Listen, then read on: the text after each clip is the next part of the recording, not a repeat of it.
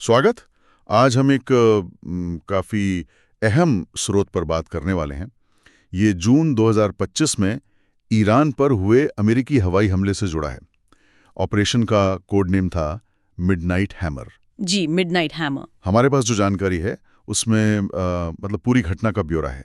कौन सी तारीखें थीं, क्या निशाने थे, कौन सी तकनीक यूज़ हुई और फिर अलग अलग देशों ने क्या कहा। हाँ, एक तरह से पूरी टाइमलाइन और उसके पहलू। बिल्कुल। तो आज हम इसी स्रोत के आधार पर समझने की कोशिश करेंगे कि ये हमला क्यों हुआ, कैसे किया गया और इसके फौरन बाद क्या असर देखने को मिला। इसके पीछे की वजहें और नतीजे। हाँ, चलिए तो फिर इसकी तह तक चलते हैं।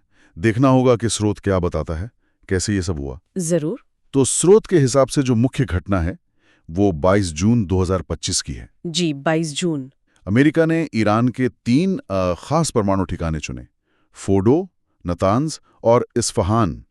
फोडो के बारे में कहा गया है कि वो अंडरग्राउंड फैसिलिटी है ना? हाँ, बिल्कुल।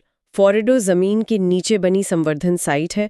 नतान्ज वो एक बड़ी सेंट्रीफ्यूज और यूरेनियम फैसिलिटी है। अच्छा। और इस्फहान जो है वो परमाणु और मिसाइल से जुड़े इंफ्रास्ट्रक्चर का मतलब एक तरह का हब है। तो इन ठिकानों का चुनाव साफ इशारा करता है कि निशाना सीधे ईरान के परमाणु कार्यक्रम पर था। और हमले का तरीका वो भी काफी स्पेसिफिक था। स्रोत में B-2 स्टेल्थ बॉम्बर्स का जिक्र है और कुछ खास बंकर बस्टर बमों का भी। हाँ, ये दिलचस्प है। स्रोत बताता है कि 7 B-2 स्टेल्थ बॉम्बर्स थे। 7? हाँ, 7। और उन्होंने 14 GBU-57 बम गिराए। ओके। यही वो बंकर बस्टर है। अच्छा। ये खास तौर पर, जैसे आपने कहा, फोरेडो वैसी गहरी भूमिगत जगहों को तबाह करने के लिए ही डिजाइन किए गए हैं। तो मतलब तैयारी पूरी थी। बिल्कुल। और साथ में पनडुब्बी से लॉन्च होने वाली टॉमाहॉक मिसाइलें भी थीं। ओके। और हमला सुबह 2 बजे के बाद हुआ।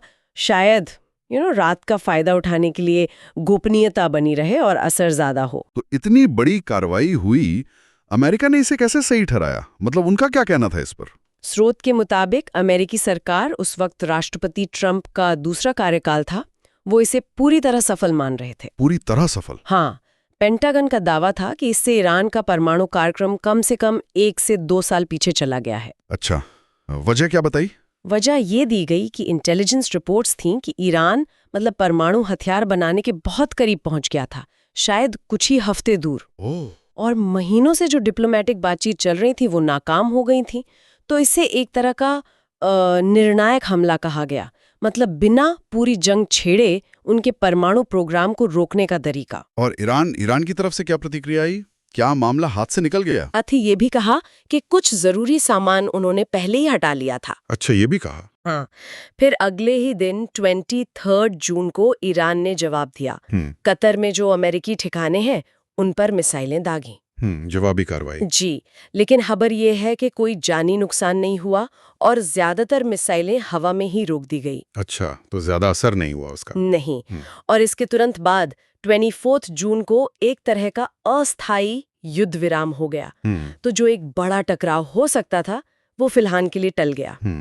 और दुनिया भर में क्या रिएक्शन था इसका, बाकी देशों का? वो बंटा हुआ था। स्रोत बताता है कि जैसे इजराइल ने तो हमले का समर्थन किया। हाँ, वो तो उम्मीद थी शायद। जी, लेकिन रूस और चीन ने इसकी निंदा की और चेतावनी भी दी कि इससे हालात बिगड़ सकते हैं। और तेल की कीमतों पर भी असर पड़ा होगा। हाँ, कुछ वक्त के लिए तेल की कीमतें बढ़ी, एक उछाल आया था। तो अगर हम जुलाई 2025 तक देखें इस स्रोत के हिसाब से, तब तक क्या स्थिति थी?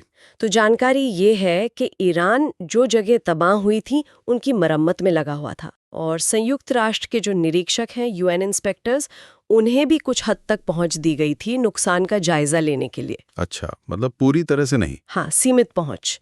तो फौरी तौर पर कोई बड़ी लड़ाई तो नहीं छिड़ी, लेकिन तनाव वो बहुत ज्यादा था और ये डर बना हुआ था कि आगे शायद और कोई जवाबी कार्रवाई हो सकती है।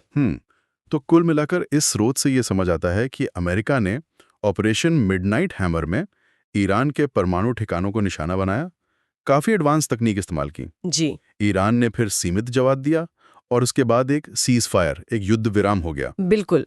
स्रोत यही बताता है कि यह हमला तब हुआ जब कूटनीति मतलब डिप्लोमेसी काम नहीं आई और मकसद साफ था, ईरान को परमाणु हथियार बनाने से रोकना। दुनिया की राय अलग अलग थी और तनाव बना रहा।